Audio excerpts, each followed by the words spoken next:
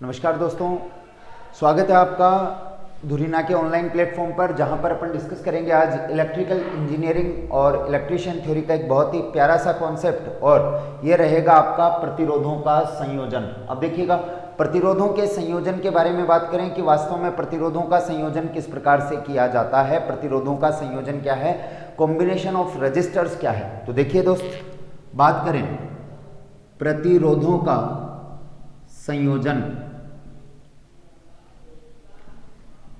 देखते जाइएगा, प्रतिरोधों का संयोजन, combination of registers, combination of registers, बहुत ही इंपॉर्टेंट टॉपिक है। मान के चलिएगा कि आपके एग्जाम में यहां से ये वीडियो लगभग 2 से 3 पार्ट में अपडेट किया जाएगा। ठीक है, पहले पार्ट में तो मैं आपसे बिल्कुल बेसिक कॉन्सेप्ट डिस्कस करूंगा, फिर अगले सेकंड पार्ट के अंदर मैं इसके अंदर आपसे डिस्कस करूंगा कि जो मिक्स सर्किट है उसको अपन कैसे सोल्व करेंगे। थर्ड वीडियो के अंदर हम लोग बात करेंगे स्टार और डेल्टा कॉम्बिनेशन। ठीक है, चलिए बात करें प्रतिरोधों के संयोजन के बारे में कि वास्तव में प्रतिरोधों का संयोजन क्या है। तो चीज को जरा ध्यान से समझिएगा। प्रतिरोधों का संयोजन जो है बेसिकली 3 प्रकार से किया जाता है। पहला होगा आपके पास श्रेणी क्रम संयोजन, जैसे आप लोग कह देंगे सीरीज कनेक्शन या सीरीज कॉम्बिनेशन। दूसरा होगा आपके पास समांतर क्रम संयोजन, समांतर क्रम संयोजन, जिसको आप लोग कह देंगे पैरेलल। बच्चों पैरेलल कह दीजिए चाहे पार्श्व कह दीजिए, एक ही बात है। पैरेलल को ही क्या बोला जाता है, पार्श्व बोला जाता है। इसको बोल देंगे आप लोग सीरीज। ठीक इसी तरह से आगे देखिएगा, तीसरा होगा आपका जिसके अंदर मैं क्या करूंगा, श्रेणी और समांतर दोनों को एक साथ जोड़ूंगा। और जब मैं श्रेणी और समांतर दोनों को एक साथ जोड़ूंगा तो इसे कहेंगे आप लोग मिश्रित क्रम संयोजन या मिक्स्ड कॉम्बिनेशन,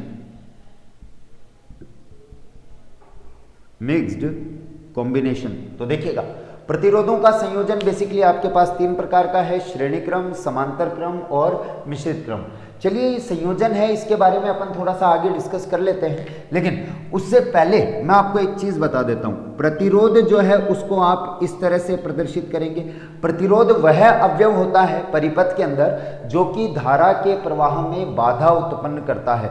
और आप जानते हैं प्रतिरोध का मात्रक होगा ओम, प्रदर्शित तो किया जाएगा दोस्तों आर से, और मात्रक होगा इसका ओम। चलिए ध्यान से देखते जाइएगा, समझते जाइएगा। अब देखो, यहां श्रेणी क्रम और समांतर क्रम के अंदर जो बेसिकली आपको चीज ध्यान रखनी है, उसके अंदर कॉन्सेप्ट जरा ध्यान से समझिएगा। श्रेणी क्रम संयोजन के अंदर धारा का मान समान रहता है। किसका मान? धारा का मान समान रहता है। जबकि पैरेलल कॉम्बिनेशन में वोल्टेज समान रहता है, विभव समान रहेगा। इसमें करंट सेम, इसमें वोल्टेज सेम। देखो याद रह जाए अच्छी बात है, नहीं तो फिर वही मेरा रामबाण बोल रखा है मैंने, कम से कम 250 जगह इस कॉन्सेप्ट को काम में लूंगा। उनमें से एक ये भी है, श्रेणी समांतर, श्रेणी छोटा नाम, समांतर बड़ा नाम, धारा छोटा नाम, विभव बड़ा नाम। तो श्रेणी क्रम में तो क्या समान रहेगी दोस्तों? धारा। जबकि समांतर क्रम में विभव समान रहेगा, छोटे में छोटा, बड़े में बड़ा। चलिए अब सबसे पहले आज की क्लास में अपन जो डिस्कस करेंगे वो डिस्कस करेंगे श्रेणी क्रम संयोजन। कई बार तो यही क्वेश्चन पूछ लेगा कि श्रेणी क्रम संयोजन में किसका मान समान रहता है? धारा का। जबकि समांतर क्रम संयोजन में किसका मान समान रहेगा? वोल्टेज का। चलिए आज की क्लास में अपन सबसे पहले डिस्कस करेंगे दोस्तों श्रेणी क्रम संयोजन। और समझिएगा जरा ध्यान से कि श्रेणी क्रम संयोजन सीरीज कॉम्बिनेशन क्या है आपके पास। तो देखिए, सबसे पहले मैं डिस्कस कर रहा हूं आपसे श्रेणी क्रम संयोजन, श्रेणी क्रम संयोजन, सीरीज कॉम्बिनेशन, सीरीज कॉम्बिनेशन।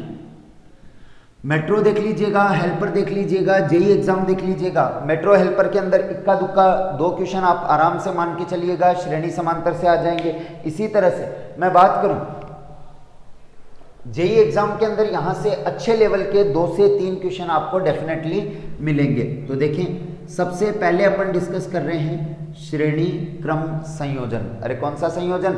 श्रेणी क्रम संयोजन। और देखिएगा जरा ये श्रेणी क्रम संयोजन वास्तव में है क्या चीज। तो देखिएगा श्रेणी क्रम संयोजन या सीरीज कॉम्बिनेशन के बारे में बात करूं। देखो बच्चों क्या होगा वास्तव में, इसके अंदर ये R1 रेजिस्टेंस है, ये R2 रेजिस्टेंस है, ये R3 रेजिस्टेंस है। इस तरह से बहुत सारे प्रतिरोध इसमें सीरीज में जुड़े होंगे। ये R1, ये R2 और ये R3। इस तरह से आगे भी अपन बढ़ सकते हैं। तो इसका जो तुल्य प्रतिरोध होगा, इक्विवेलेंट रेजिस्टेंस होगा, कुल प्रतिरोध होगा। तुल्य प्रतिरोध क्या दीजिए, कुल प्रतिरोध क्या दीजिए, या इक्विवेलेंट रेजिस्टेंस कह दीजिए। तो इसे मैं लिखूंगा RT, और RT का जो वैल्यू होगा ये होगा दोस्तों R1 plus R2 plus R3 plus dash dash dash dash and so on. इस तरह से चलता ही जाएगा। अब देखिएगा ये आता कैसे है, इस चीज को अपन थोड़ा सा डिस्कस कर लेते हैं। तो देखें श्रेणी क्रम संयोजन के अंदर बात करें, वास्तव में कौन सा संयोजन पढ़ रहे हैं अपन? श्रेणी क्रम संयोजन। और देखिएगा ये जो श्रेणी क्रम संयोजन रहेगा आपका, इसको देखिएगा, प्लीज कंसंट्रेट कीजिएगा बच्चों। लेट्स अज्यूम ये मैंने कोई भी सर्किट ले लिया जिसमें इसका रेजिस्टेंस है R1, इसका रेजिस्टेंस है R2, इसका रेजिस्टेंस है बच्चों R3। आगे भी जुड़े हो सकते हैं। अपन ने 3 रेजिस्टेंस के बारे में बात की। यहां पर मैंने क्या किया, इसको V वोल्ट सप्लाई से जोड़ दिया। जब भी सप्लाई से जोड़ोगे तो साथ में कुंजी या स्विच जरूर लगाएंगे। अब देखो श्रेणी क्रम संयोजन है तो आप जानते हैं कि श्रेणी क्रम संयोजन में धारा का मान क्या रहेगा? समान। अरे बोलो भैया क्या रहेगा?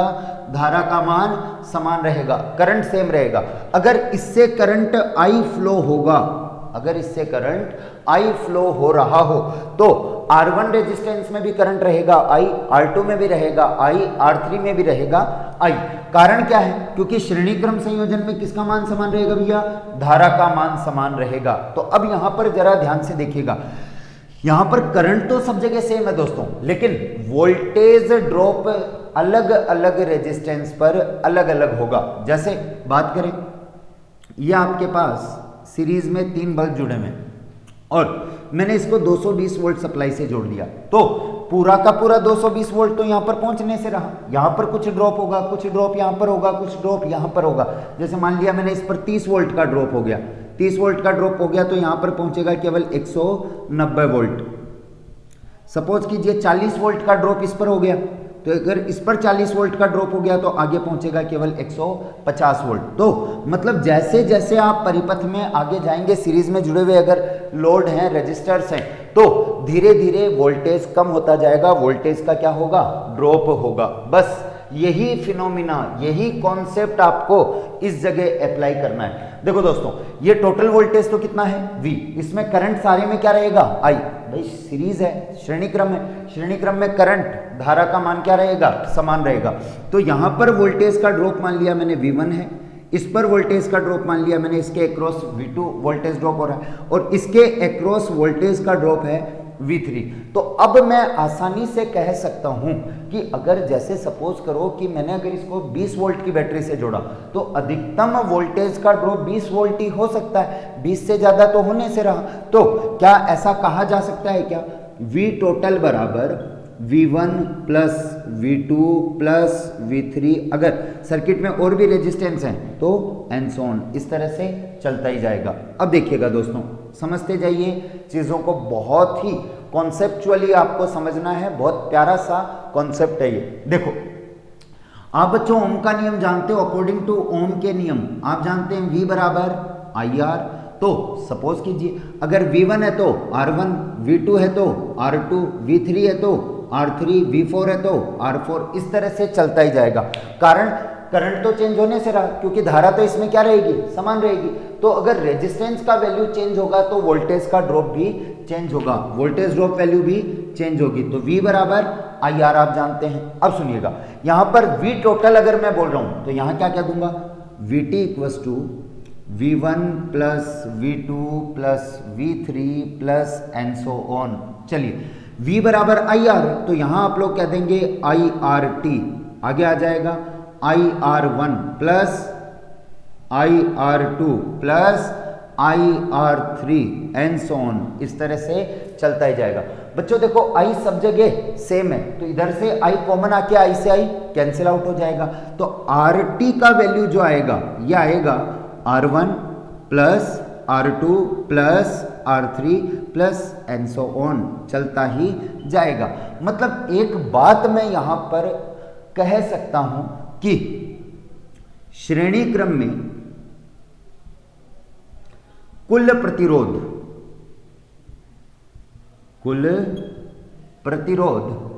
सभी प्रतिरोधों के योग के बराबर होता है। सभी प्रतिरोधों के योग के बराबर होता है।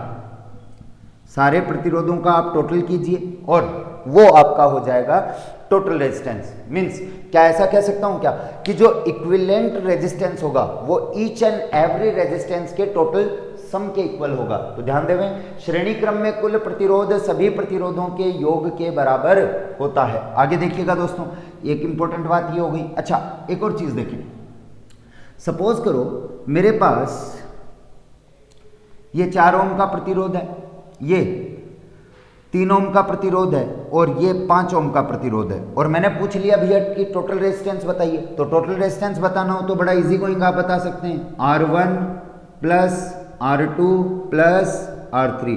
तो 5 3 8, 8 और 4 12, तो टोटल रेजिस्टेंस कितना आ जाएगा दोस्तों, 12 ओम। अब एक चीज आप यहां पर नोटिस कर रहे हैं कि जो टोटल रेजिस्टेंस आ रहा है वो सबसे बड़े प्रतिरोध से भी बड़ा आएगा। तो ध्यान देवें,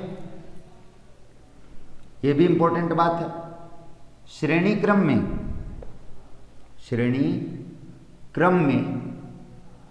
कुल प्रतिरोध सबसे बड़े प्रतिरोध से भी बड़ा होता है। अरे श्रेणी क्रम में जो कुल प्रतिरोध होगा वो सबसे बड़े से भी बड़ा होगा। अच्छा, ये लॉजिक आपके समांतर में ज्यादा काम आएगा, क्योंकि समांतर में मैं आपको बोलूंगा कि समांतर क्रम में कुल प्रतिरोध सबसे छोटे प्रतिरोध से भी छोटा होता है। देखो, श्रेणी में तो बड़े से भी बड़ा और समांतर में छोटे से भी छोटा, तो ये कॉन्सेप्ट आपका यहां चलेगा। तो ध्यान दीजिएगा इधर श्रेणी क्रम में कुल प्रतिरोध जो है वो सबसे बड़े प्रतिरोध से भी क्या होगा दोस्तों, बड़ा होगा। और एक और चीज आपने यहां पर क्या सीख ली है कि श्रेणी क्रम में कुल प्रतिरोध सभी के योग के बराबर होता है। तो मेरे ख्याल से बात यहां तक आपको क्लियर हो चुकी है। ये आपका सीरीज कॉम्बिनेशन था। चलिए, इसी पर और किस तरह के क्वेश्चन आते हैं वो देखते हैं, देखते जाइए, समझते जाइएगा। देखो, नेक्स्ट जो इसके अंदर अपना डिस्कशन रहेगा वो देखें।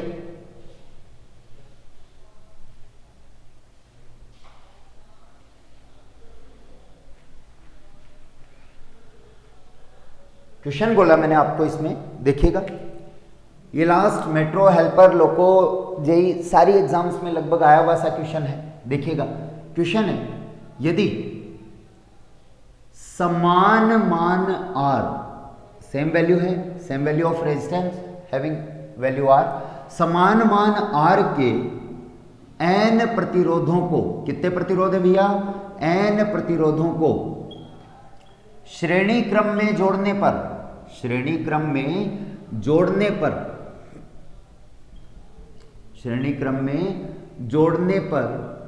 तुल्य प्रतिरोध होगा।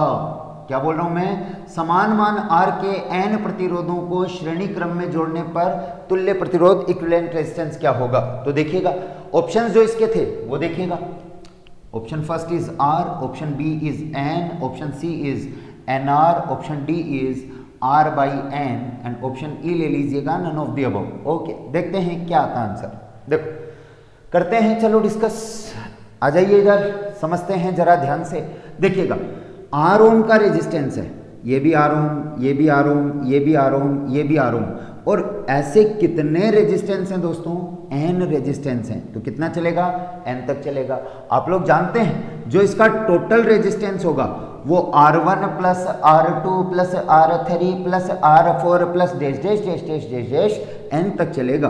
तो R plus R plus R plus R plus कितनी बार? n बार। अरे बोलो बच्चों कितनी बार? n बार। तो ध्यान दीजिएगा, अरे बोलते रहा करो, मुझे पता है ये रिकॉर्डेड क्लास है, मुझे पता है आप साथ साथ मेरे अभी नहीं है, लेकिन जैसे ही ये वीडियो पब्लिश होगा उसके बाद जब आप इसको पढ़ रहे होंगे उस टाइम तो आप मेरे साथ जुड़े हुए रहेंगे, तो आप उस टाइम बोल लीजिएगा, कोई दिक्कत नहीं है। तो देखिएगा R T equals to R plus R plus R plus R plus कितनी बार? n बार। चलो आर कॉमन ले लिया भाई मैंने, जैसे ही दादा आर कॉमन ले लूंगा तो देखो भाई क्या बचेगा अंदर? कॉमन आना। अरे कॉमन लेने का मतलब क्या होता है? डिवाइड करना, भाग देना। तो देखो आर कॉमन ले लिया तो अंदर क्या बचा? 1 प्लस 1 प्लस 1 प्लस 1 प्लस कितनी बार? n बार। अब देखो दोस्तों, एक को n बार जोड़िए, एक को जैसे ही आप n बार जोड़ोगे तो कितना आता है? कोई बोलेगा n+1, कोई बोलेगा n-1, कोई पता नहीं कहाँ से दिमाग लगा लाएगा मैथ्स का अपना, n × n+1/2। छोड़ो, सीधी सी बात है, एक को n बार जोड़ोगे तो n ही आता है। कैसे आता है जरा देखो भैया, एक को 2 बार जोड़ो, एक को कितनी बार जोड़ो? 2 बार। ये लो 1 + 1 कितना? 2। 3 बार जोड़ो 3, 4 बार जोड़ो 4, 5 बार जोड़ो 5, 50 बार जोड़ो 50, 25 बार जोड़ो 25, 58 बार जोड़ो तो 58, n बार जोड़ो तो n। समझे क्या? 2 बार जोड़ा तो 2, 3 तो 3, 4 तो 4, 5 तो 5, 20 तो 20, 25 तो 25, n तो n। तो अगर एक को n बार जोड़ोगे तो कितना आ जाएगा मेरे भाई? n आ जाएगा। तो आर टी बराबर एन आर। ध्यान रखिएगा, ध्यान रखिएगा, क्या आ जाएगा दोस्तों? आर टी बराबर एन आर। देखिएगा ये था बेसिकली आपके पास सीरीज, अभी खत्म नहीं हुआ है, खत्म नहीं हुआ है, अभी चलता ही जाएगा, चलता ही जाएगा, बहुत सारी प्रॉब्लम सोल्व करेंगे, आगे बने रहिए मेरे साथ। चलिए ये तो था आपका श्रेणी क्रम संयोजन, बहुत ही इंपॉर्टेंट कॉन्सेप्ट है, एग्जाम में आया हुआ भी है। चलिए इसके बाद अपन आगे डिस्कस करते हैं। अब अपना जो डिस्कशन रहेगा वो रहेगा बच्चों समांतर क्रम संयोजन के बारे में। प्लीज देखते जाइएगा। बात करते हैं अब समांतर क्रम संयोजन कि वास्तव में समांतर क्रम संयोजन क्या चीज है। तो देखें, समांतर क्रम संयोजन, पैरेलल कॉम्बिनेशन, और आपको बता ही रखा है मैंने, पैरेलल में वोल्टेज क्या रहेगा भाई? समान रहेगा। पैरेलल में वोल्टेज क्या रहेगा दोस्तों? समान रहेगा, वोल्टेज समान।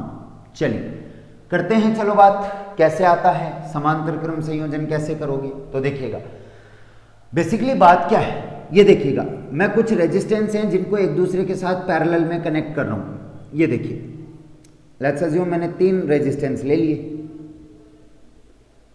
ये लीजिए, ये आपका R1 रेजिस्टेंस है, ये R2 रेजिस्टेंस है और ये R3 रेजिस्टेंस है। मैंने क्या किया, इसको V वोल्ट की सप्लाई से जोड़ा। कितने वोल्ट की सप्लाई से जोड़ा दोस्तों? V वोल्ट की सप्लाई से जोड़ा। जैसे ही सप्लाई से जोड़ोगे साथ में स्विच कुंजी जरूर लगाओगे। अब बच्चों वोल्टेज तो इसके अंदर समान रहेगा। अरे जैसे ये 3 रेजिस्टेंस हैं एक दूसरे के साथ पैरेलल में, तो पैरेलल में मतलब वोल्टेज क्या रहेगा? समान। अब वोल्टेज अगर समान रहेगा तो अगर इस पर वोल्टेज V है तो यहां पर भी V, यहां पर भी V, यहां पर भी V। अच्छा, समांतर क्रम संयोजन को कैसे डिफाइन किया जाता है, कैसे बोला जाता है, कैसे इसकी परिभाषा दी जाती है, तो वो देखिएगा। प्रतिरोधों का इस प्रकार का संयोजन, देखो प्रतिरोधों का इस प्रकार का संयोजन जिसमें सभी प्रतिरोधों के पहले सिरे एक साथ एक बिंदु पर और दूसरे सिरे एक साथ दूसरे बिंदु पर जुड़े हों। देखो दोस्तों, प्रतिरोधों का ऐसा संयोजन जिसमें सभी प्रतिरोधों के पहले सिरे एक साथ एक पॉइंट पर और दूसरे सिरे एक साथ दूसरे पॉइंट पर जुड़े हो, इसको आप लोग क्या कह देते हो? समांतर क्रम संयोजन आप इसे कह देते हो। चलिए इसका जो टोटल रेजिस्टेंस होगा वो कितना आता है? तो टोटल रेजिस्टेंस मैं सीधा ही लिख दे रहा हूं, 1/RT = 1/R1 + 1/R2 + 1/R3 + and so on. इस तरह से अगर और भी रेजिस्टेंस हैं तो इस तरह से चलता ही जाएगा। अब देखिएगा ये आता कैसे, इस चीज को समझिएगा। अच्छा एक बात बताओ यार, ये जब मैंने इसको V वोल्ट की सप्लाई से जोड़ दिया है तो इसमें धारा कितनी प्रवाहित होगी भाई, I एम्पियर धारा प्रवाहित होगी। अरे कितनी, I।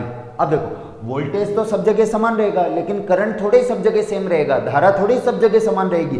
तो माना इसमें करंट चला गया I1, माना इसमें करंट चला गया I2, माना इसमें करंट चला गया I3। तो देखिएगा अब क्या मैं ऐसा भी कह सकता हूं क्या कि जो I करंट है ये I1 plus I2 plus I3 होगा, आने वाली धारा बराबर जाने वाली धारा, सिंपल KCL है यार। तो देखिएगा I equals to I1 plus I2 plus I3 plus dash dash dash dash, अगर और भी आगे हैं तो अच्छा ओम का नियम तुम जानते हो यार, V बराबर I R।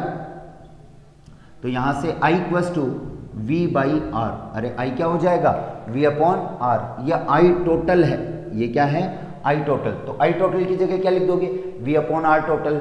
I1 की जगह V अपॉन R1, I2 की जगह V अपॉन R2, I3 की जगह V अपॉन R3। चलिए लिख देते हैं इसमें, V upon RT is equals to V by R1 plus V by R2 plus V by R3 and so on, ऐसे चलता ही जाएगा। अब देखो V कॉमन आके कैंसिल आउट जाएगा तो बचेगा क्या मेरे पास, 1 अपॉन RT बराबर 1 upon R1 plus 1 upon R2 plus 1 upon R3, इस तरह से चलता ही जाएगा। तो देखिएगा जरा ध्यान से क्या कहना चाह रहा हूं यहां पर मैं आपको, ये है आपके पास फॉर्मूला। इसमें मैंने क्या किया है, सबका उल्टा कर रखा है, फिर जोड़ रखा है, फिर लास्ट में आंसर का भी क्या होगा, उल्टा। तो मतलब उल्टे के योग का उल्टा, अरे जागो जनता और इधर देखो, क्या उल्टे के योग का उल्टा, ध्यान दीजिए, उल्टे के योग का उल्टा। उल्टा करो पहले तो, मतलब व्युत्क्रम कीजिए सारे प्रतिरोधों का, फिर उनको जोड़िए, फिर जो लास्ट में आंसर आएगा टोटल रेजिस्टेंस उसका भी उल्टा करेंगे, उसका भी व्युत्क्रम करेंगे। मतलब एक बात कह सकता हूं प्यारे शब्दों में कि समांतर क्रम में कुल प्रतिरोध, देखिए समांतर क्रम में कुल प्रतिरोध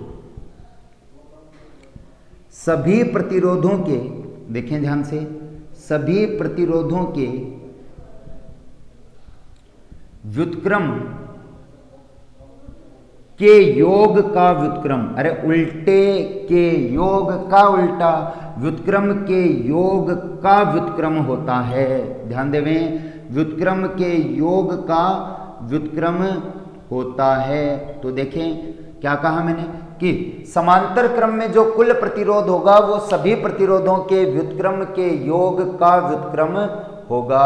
चलिए इसके बाद आगे जो अपन डिस्कस करेंगे वो समझिएगा दोस्तों, इधर आ जाओ सारे, देखो और क्या बात कहना चाह रहा हूं। जैसे एक एग्जांपल ले लेते हैं अपन, देखिए मैंने कहा 2 ओम, 4 ओम और 6 ओम, ये 3 रेजिस्टेंस आपके पास एक दूसरे के साथ पैरेलल में है।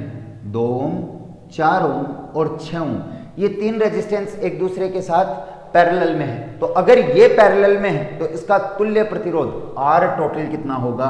तो अगर R टोटल बताना है तो देखो R टोटल कैसे बताएंगे, 1 upon RT equals to 1 upon R1, तो 1 अपॉन R1 की जगह ले लिया 2 plus 1 by R2 plus 1 by R3, 1/2 plus 1/4 plus 1/6, तो 1/RT। देखिए एलसीएम क्या आ जाएगा यहाँ पर, जागो देखो भैया, देखो देखो देखो एलसीएम क्या आ जाएगा, 2 4 6 का एलसीएम बोलिए 12, क्लियर है, ये लीजिए 12 इसका एलसीएम आ गया। 2 का भाग दीजिए 12 में 6 बार, 4 का भाग 12 में 3 बार, 6 का भाग 12 में 2 बार।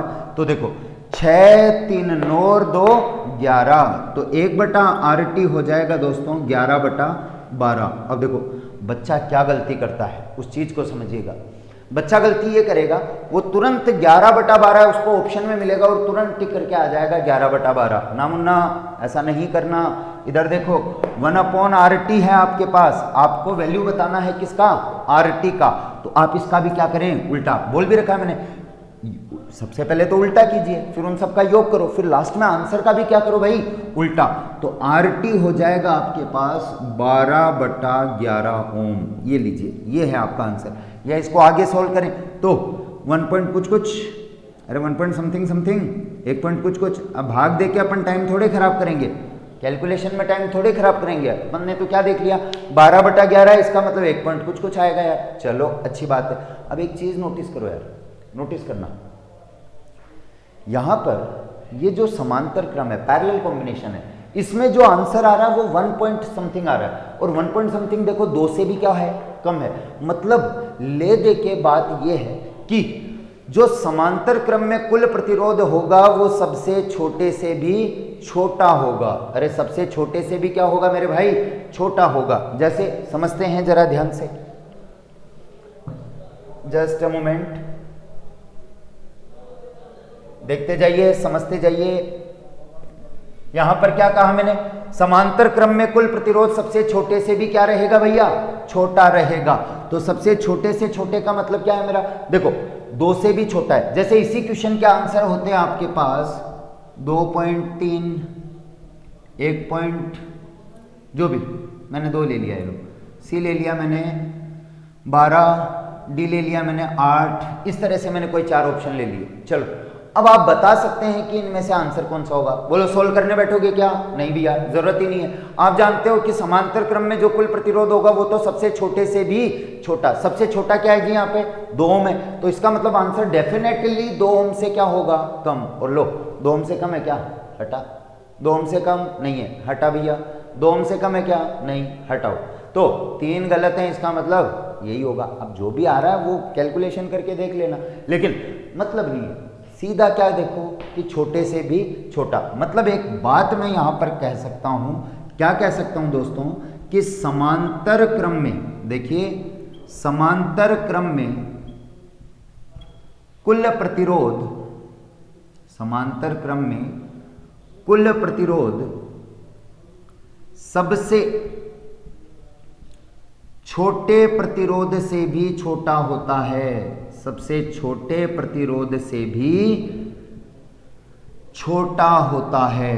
तो समझ में आया होगा मेरी बात। देखो समझिएगा जरा ध्यान से। अभी मैंने आपको सीरीज और पैरेलल के अंदर जो बात बता दी है, सीरीज में तो RT = R1 + R2 + R3 + and so on. Parallel में क्या बताया, 1/RT = 1/R1 + 1/R2 + 1/R3। बोलो चलेगा कि नहीं चलेगा। अच्छा, इसी तरह से ये जो सीरीज है ना आपका, इस सीरीज के अंदर एक और चीज याद रखो यार, RT = जो मैंने टोटल रेजिस्टेंस बताया था उसके बारे में बोला कि श्रेणी क्रम में कुल प्रतिरोध बड़े से बड़ा, याद रखो श्रेणी में बड़े से बड़ा और समांतर में छोटे से छोटा। अरे श्रेणी में बड़े से बड़ा और समांतर में छोटे से छोटा रहेगा। बस ये बातें आपको ध्यान रखनी। चलिए इसी पर बेस्ड एक और क्वेश्चन कर लेते हैं, देखते जाएं, समझते जाएं जरा ध्यान से। बने रहो मेरे साथ। बस क्वेश्चन देखो आप, क्वेश्चन देखिएगा आपका, ये भी इंपॉर्टेंट है। देखो समान मान, और सीधा याद ही रखना यार, समान मान R के n प्रतिरोधों को, कितने प्रतिरोध हैं, n प्रतिरोधों को समांतर क्रम में जोड़ने पर, अरे किस क्रम में, समांतर क्रम में जोड़ने पर कुल प्रतिरोध होगा, कुल प्रतिरोध होगा। और देखो दोस्तों ऑप्शन देखिए, 1/R, बी ऑप्शन है n/R, सी ऑप्शन है R/n, डी ऑप्शन है nR and option E is none of the above, उपरोक्त में से कोई नहीं। चलो प्यारे बच्चों कर देते हैं इसको फटाफट सोल्व, वैसे आंसर आएगा ये है ना, लेकिन चलो करते हैं सोल्व। क्या बोला गया आपको, समान मान R के कितने प्रतिरोध रे बाबा, n प्रतिरोध हैं, R ऐसे कितने हैं जी, n है। तो क्या बताऊंगा, 1/RT बराबर 1/R1, R1 का वैल्यू भी R है, R2 का वैल्यू भी R है, R3 का वैल्यू भी R है। इस तरह से चलता ही जाएगा। कितनी बार, n बार। बोलो बात क्लियर है क्या। चलिए तो 1/RT = 1/R तो कॉमन आ जाएगा, जैसे अभी पिछले वाले में किया था अपन ने। इसमें 1/R तो क्या आ गया दोस्तों, कॉमन आ गया। तो देखिएगा यहाँ क्या बचेगा, 1 + 1 + 1 + 1 प्लस कितनी बार, n बार। फिर से वही 1 को n बार जोड़ो, जैसे ही आप 1 को n बार जोड़ोगे तो एन बाई आर। अरे एक को एन बार जोड़ोगे तो एन बटा आर। लेकिन आपको 1/RT थोड़ी बताना है दादा, आपको तो क्या बताना है, RT। नहीं तो बच्चा क्या करता है, बस इतना सा सोल्व करता है, आंसर इसको टिक करता है। ना ना ना ना ना, ये गलती आपको बिल्कुल नहीं करनी है। आप लोग क्या ध्यान रखेंगे, लास्ट में आंसर का भी क्या करेंगे, उल्टा। 1/RT का वैल्यू था, आपको बताना क्या है, RT। तो RT का वैल्यू हो जाएगा R/N। ये लीजिए, ये आपका आंसर। चलिए इसी तरह से अपन और बात करें, देखते हैं सीरीज पैरेलल को ही आगे कंटिन्यू करते हैं। देखते जाइए, ध्यान से समझते जाइएगा।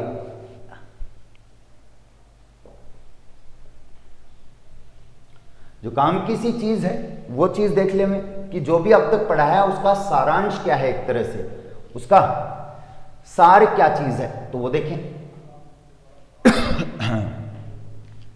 एक तरफ तो अपन ने क्या डिस्कस किया दोस्त, सीरीज, श्रेणी क्रम। क्या डिस्कस किया, श्रेणी क्रम। और एक तरफ अपन ने डिस्कस किया समांतर क्रम। श्रेणी क्रम में फॉर्मूला क्या बता दिया, R1 plus R2 plus R3 plus dash dash dash dash. और इसमें बताया 1/RT equals to 1/R1 plus 1/R2 plus 1/R3। बोलो चलता ही जाएगा। अच्छा, इसके बाद बताया इसमें बड़े से भी बड़ा और इसमें छोटे से भी छोटा, बड़े से बड़ा और इसमें छोटे से भी छोटा। अगली चीज बताई, अगर समान मान के जोड़ते हैं तो इधर आता है NR और इधर आ जाएगा R/N। देखो समान मान R के N प्रतिरोधों को सीरीज में जोड़ोगे तो आएगा NR और समांतर में जोड़ोगे तो R/N आ जाएगा। चलिए अब और चीजें इस पर डिस्कस करते हैं, देखिएगा। अब सपोज करो तुम्हें केवल 2 ही रेजिस्टेंस दे रखे हो, तो 2 रेजिस्टेंस के लिए एलसीएम मेथड काम में नहीं लेते हैं। देखिएगा करना क्या है, जैसे सपोज कीजिए R1 और R2 ये आपको दे दिया दोस्तों किसमें, पैरेलल में। तो इसके लिए सीधा फॉर्मूला याद रखो, RT equals to R1 R2 बटा R1 प्लस R2। क्या याद करोगे, R1 R2 upon R1 plus R2। वैसे सोल्व करना चाहो कर लो। 1/RT equals to 1/R1 plus 1/R2। तो 1/RT equals to R1 R2 तो एलसीएम आ जाएगा। जैसे ही R1 R2 आप एलसीएम ले लोगे तो यहाँ तो बचेगा R2 और यहाँ बचेगा R1। उल्टा कर दीजिए, जैसे उल्टा करोगे तो RT equals to R1 R2 upon R1 plus R2। ऐसे अब सुनते जाना प्लीज, समझते जाइएगा। ये आपको लेने के बाद ये याद रखनी है कि अगर केवल 2 रेजिस्टेंस, केवल 2 प्रतिरोध आपको समांतर क्रम में दिए हों तो क्या करना है जी, दोनों को गुणा करो और जोड़ के भाग लगा दो। क्या कर दो, दोनों को गुणा करो और जोड़ के भाग लगा दो। चलो देख लेते हैं कैसे करना है।